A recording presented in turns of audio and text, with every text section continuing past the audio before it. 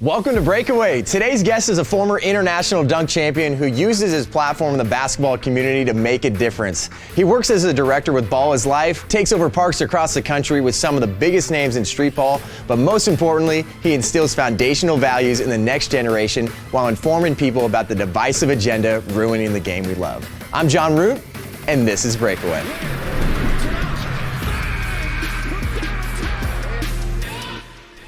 What's going on, everybody? We're hanging out with an international dunk champion. He's also a director at Ball is Life, just straight up street baller. Kenny Dobbs, welcome to the show. Thanks so much, John. Appreciate you, man. Thank you guys for having me out. I'm super excited. Yeah, and of course we got producer Brian here. Stoked you're here. Man, what a dream. But Kenny, you're so involved in street ball culture, and you guys are going to parks across the country. We're going to talk about that too. But how do you describe street ball? Like, what is that culture like?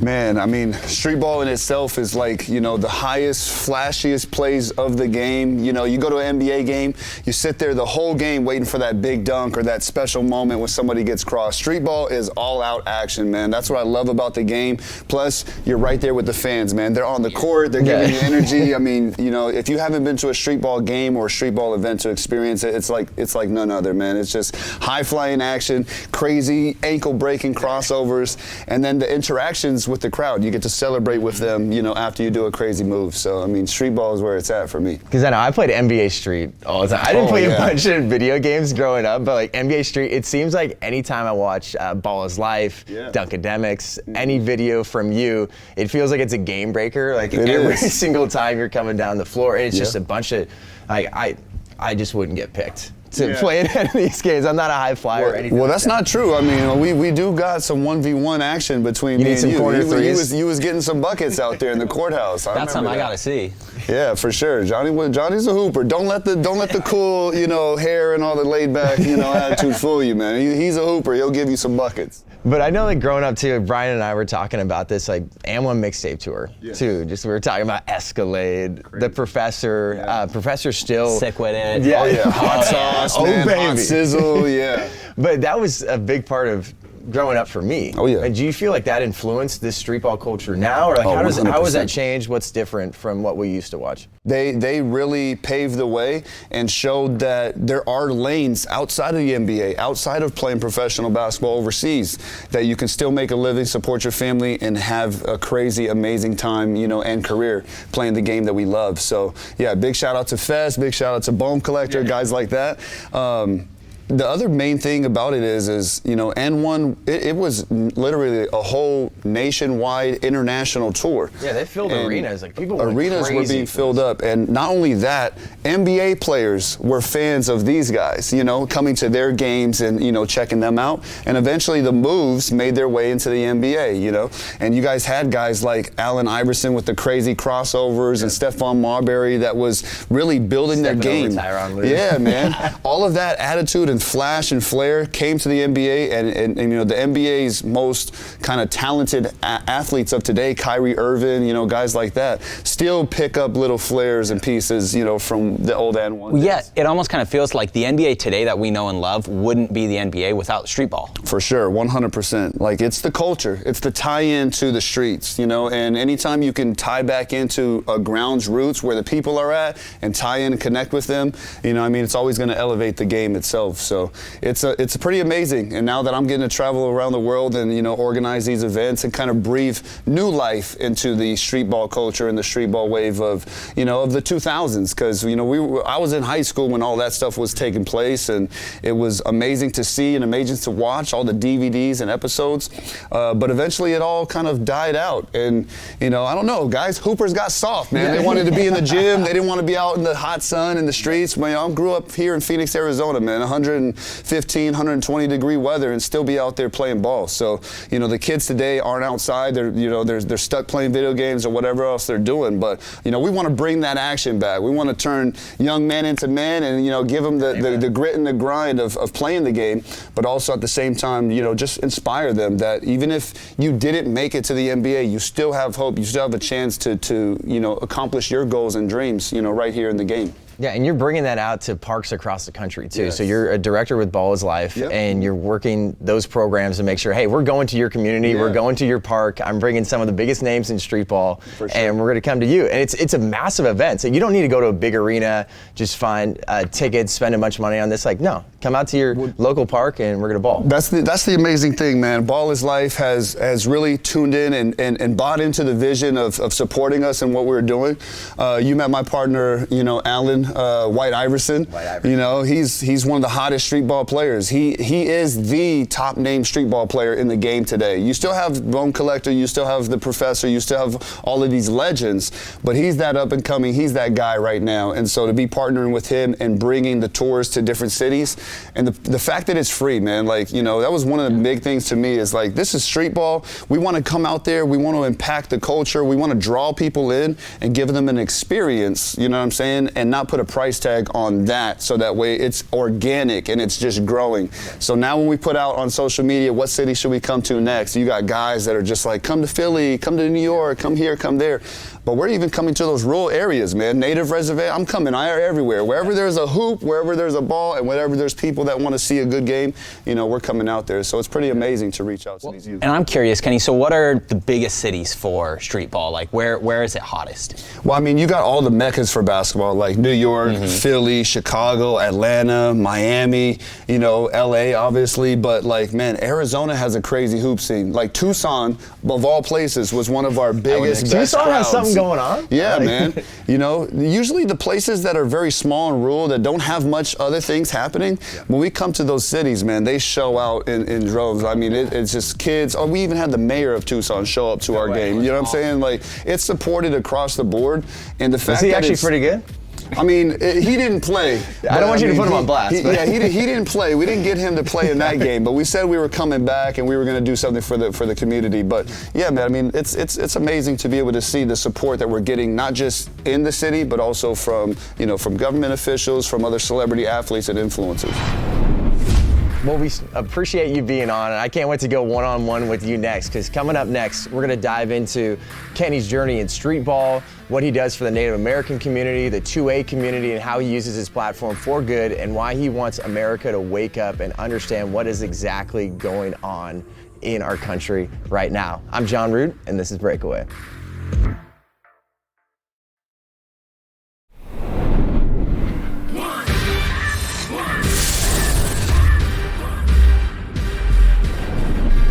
Welcome back to Breakaway. I'm sitting down with Kenny Dobbs, a guy that's just an absolute baller, someone that can jump probably about 35 inches higher than I can. But let's dive a little bit more into you playing ball. Well, I mean, I grew up, doing mixed martial arts, playing tackle football. I wasn't really too big in basketball until I was about 10 years old. My dad bought me my first hoop. And when I found out that the broom, you could stick the broom into the hoop and it lowered it all the way down. We'd lower it all the way down, and we'd have these crazy dunk-offs with the neighborhood kids. And kids have it good now with the lever. Oh, they don't have to use the broom about anymore. The struggle that we had to go through, you know what I'm saying? But yeah, it started with that, and watching the dunk competitions from Michael Jordan and Dominique Wilkins, going all the way up to Vince Carter in 2000, changing the game with his elbow dunk and his between the legs and 360. So all of that stuff really just inspired me. And growing up playing street ball, man, I mean, you kind of know a little bit about my life background, where my dad sold drugs. I came up using drugs, dropped out of school at 15, was selling drugs, and didn't get to play high school basketball, didn't get to play sports through high school. So street ball was my only outlet. And when you get out there in the street ball courts, man, most of the time when you're a young kid, you don't get to get in the game. So I'm watching them dunk, and in between games, I'm trying to get up there. And I remember it was summer of my 8th grade year that I got my first rim rattler dunk, man. Just seeing the ball just go and go in was enough for me to say, oh, okay, if I can get it there, maybe I can get it with two hands. And once I got it with two hands, now can I windmill? It just was, something that intrigued me and became a passion of mine.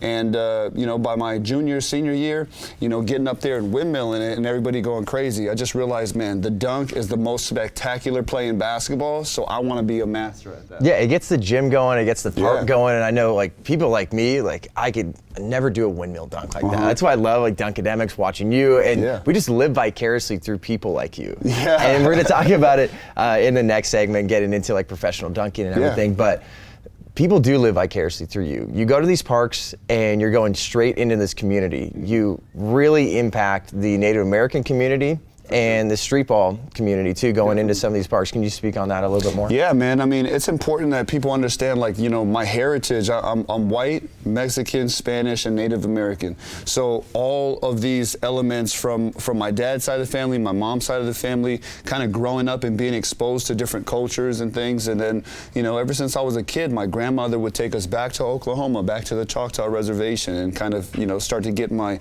understanding of our culture and our Native history as well. You know, even just in the country, our Native culture and our Native history wasn't the best in the beginning, but now it's kind of like a way for where, you know, we're able to turn those things around and begin making impacts and sharing, like, you know, your culture, your heritage is something that you can be proud of. Yes, you went through struggle. Yes, we've had things that we've had to overcome, but those aren't things that keep you down. Those are things that you're able to use and motivate others through, you know? So I'm using the game of basketball as a vehicle to take that message into the rural areas, the inner city kids, but also out to Native lands as well, because our Native youth are facing, you know, the highest drugs, you know, dropouts, suicides, things like that. So for me, you know, with the talents that God has given me, I want to be able to use that and multiply that for, you know, the biggest impact possible. Yeah, and you want people to know the truth too. You want people to know about your story, and I feel like that makes such an impact in the Native American community. And also too, you do a lot with the 2A community. You want people to know about firearms, you want people to know about their rights, and you also want people to know about what's going on in the country right now. I know that's something that you're very, very passionate about. You want people to know the truth.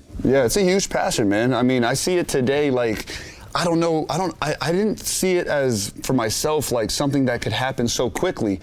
But us, you know, our youth, our generation, I mean, we're in now an older generation. You know, we got new youth, college kids and high school kids, you know. But it seems like, man, how quickly they've forgotten where we've come from, not just as a people, but also as a nation, as a country. And, you know, I feel like our country is divided, you know, and in this time that we're growing up in and that we're living in right now, as adults, as kids, we might not have recognized it so much. Yeah, we heard about wars going on or this happening or that, but like now as an adult, I'm paying attention to all these things, and I'm realizing, like, man, these kids don't even know what's going on. They're so into social media, they're so centered into the video games or anything else that's happening in their little area. They don't realize the impact that is taking place around them and the changes and the rights and the freedoms that they're losing. So yeah, the 2A community is something for me that I grew up hunting, I grew up fishing, I grew up shooting. You know, that's just part of my culture. And seeing that our gun rights are being targeted now, seeing that our Second Amendment rights is being, you know, really picked apart, and the effect that could have long term. Because I mean, I've seen it from my Native culture. The moment that you've given up your right to bear arm, I mean, anything can happen. You know, so we want to look back at our past and be able to learn from that, because like the saying goes, like if you forget about your past, you're doomed to have it happen again, you know? So it's important to me that I'm educating our youth and as many people as possible, you know, in the right way, you know, to be responsible gun owners, but also to be trained and knowledgeable, not just only in gun safety, but also in, you know, first aid. And I'm sure they appreciate that too, because sports brings us together unlike anything else. We talk about this on the show all the time. And then the fact that you're going into this community, you're going into the Native American reservations, you're talking about the 2A community, you're giving people the truth. I think that's making such a huge impact. So I appreciate you doing that, and I know it's gonna make a huge difference. Coming up next, we're gonna talk about some of the greatest NBA dunkers of all time, and then Kenny's gonna give his take about professional dunking. How is it impacting the NBA? How has it impacted the culture? I'm John Root, and this is Breakaway. Great stuff. Yeah, man. Hey everyone, welcome back to Breakaway. Kenny Dobbs is still on the couch with us. We got to talk about some of the greatest dunkers of all time. Producer Brian is back too. And we got to talk about how the professional dunking community has really influenced the NBA. So when you think of the greatest dunkers in the NBA of all time, what are some of the first names that come to mind? Man, I'm here to ask a tough question. If we're going to take it back, I like to start, from the beginning. And to me, that's Dr. J. Mm-hmm. Dr. J, rock the cradle, you know what I mean? That 1 foot, just the look, the style, the flair of it all. And then, that next generation coming with Michael Jordan, Michael Jordan, probably the most dominant, best player ever in the game of basketball. A lot of people talk about LeBron and, everything else. But we don't talk about that too much. Michael Jordan, he's Michael Jordan's the GOAT. Man. He's the GOAT. Okay, now I can take you seriously, now that I know you're a Jordan guy. Right, yeah, for sure. And the things that Jordan did with, taking off for the free throw line, but also, the leaning and the walking in the air and that kind of piece, like he added a whole different part to the game. But then from him, I'm jumping straight to Vince Carter, man. I mean, Vince, he changed the game. When you talk about the dunk game in itself, man, with seeing what Vince did, it was coming to a point to where they were talking about, man, should we just do away with the dunk contest? It was like, what new dunks can there be? And Vince came out there and said, let me show you, you know what I'm saying? Yeah. So the honey dip, elbow hang, the 360 reverse windmill, the between the legs off the bounce, like that kind of stuff, he put on a full show. And the way that he did it without missing his dunks, these guys today, man, they're throwing stuff up, they're dunking, missing, and it's taking 2 minutes to complete a dunk. Yeah. Like, that's not showmanship. That's not, proving that you're the best. And that was one of the things that I took pride in for my own self as becoming, an international champion was I don't need 10, 20 attempts to get these dunks down. I want to come out there and just hit you with my hardest punch dunks and, now what are you going to do next, So it was crazy to see all those things develop. And then going from there, seeing the new dunkers that have came from the game, like you mentioned. How did it evolve from that? How did I take that, what I was seeing, and create something brand new? Because there wasn't a way for dunkers to get paid. There was no professional dunkers. Yeah. But seeing my dunks then go into the NBA dunk contest with working with guys like Zach LaVine and Aaron Gordon and, things like that to make these dunks come to life on the biggest stage, man, that's just such an amazing experience to see. But like you mentioned, there's always another generation. Yep. So we got the kids that were watching me in junior high and high school that are now coming to the scene in the dunk game. I want to know what they're eating or what their training regimen is, because these guys can absolutely jump out of the gym. And it's not like everybody's like 6'3" or above. You have like Jordan Kilgannon. Oh, yeah, right? yeah. Like, dude's 6'1", from Canada. He's jumping out of the gym. Jordan Kilgannon, he's one of the guys, like I mentioned, man. He was a young guy watching me do my thing. And my main thing is I didn't want to just do regular dunks. I wanted to do dunks nobody had ever seen before. Yeah. And he really took that mantle and that torch, and took that thing to the next level and has created crazy dunks like the Scorpion and other dunks like that. But there's also some upcoming dunkers that are really changing the game and doing the same kind of dunks that we do in a contest, but also in the game. Yeah. My guy Ty Glover has been going crazy, East Base in the game, off the lob, plus dunking on people. So it's been crazy to see the progression. But I'm just most proud about the companies now. Like I mentioned, in my time, there was no sponsor and endorsement deals for any athletes like us.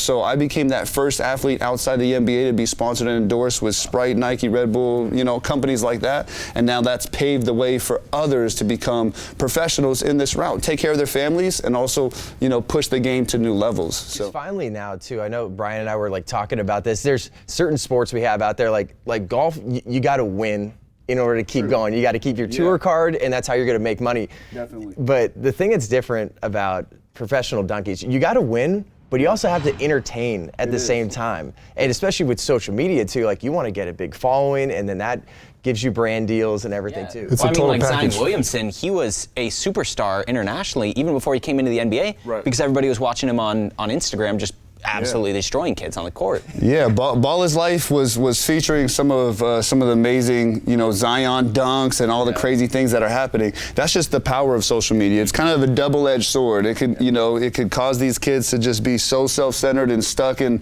hey, I got 1 million followers, like I made it in life, but you don't have a house, you don't have a family, you don't have all your other priorities in order. They just look the part, you know what I'm saying? But then on the other end, it could be used as a powerful tool. Just like me, I attained millions of views overnight, and I use that to then go create other businesses and attract, the entrepreneurship that I take now, just like with my coffee company. I'm be able to turn that into something that not only the finances that I gain from the sport that I love, being able to put that back into the community and make more impacts out there. Yeah, and that's what makes you feel valuable too. That's what actually makes you fall asleep at night and feel like I did something good. Not just for me, I did it for the community, did it for my family. Exactly, and inspire the next generation to take the game to a whole new level. Yeah.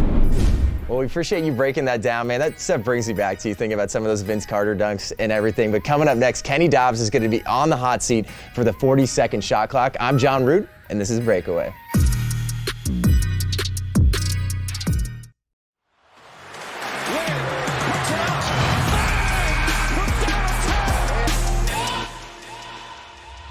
Oh, baby, here we go. In the hot seat, Kenny Dobbs, 40-second shot clock. All right, we got the timer up. Ready, set, go. Favorite dunk of all time? My under both legs 360 reverse. Favorite NBA team? Favorite NBA team? Man, I'm from Phoenix, Arizona. Let's I gotta ride with go. the Valley Boys. If you could dunk over anyone in history, who would it be? I would have to say, man, bring Shaq out, man. Bring Shaq out, the big 7-footer, the most dominant player. Yeah, I'm dunking on his head. Who's winning the championship this season? Championship this season, I'm gonna go with Brooklyn. If everybody's healthy, I can't go against my guy KD. Favorite sports movie of all time? Favorite sports movie of all time? I'm going with, it's tough with White Man Can't Jump and Above the Rim. I'm going with Above the Rim. You're a big 2A guy. What's your favorite gun? My favorite gun, I'm gonna go with the 50 cal Desert Eagle. Let's go. That's all the time we have. 40-second shot clock is over. Well done. Hit it at the buzzer. Kenny, great stuff. Thank you so much, John. Appreciate you guys, man. Love it.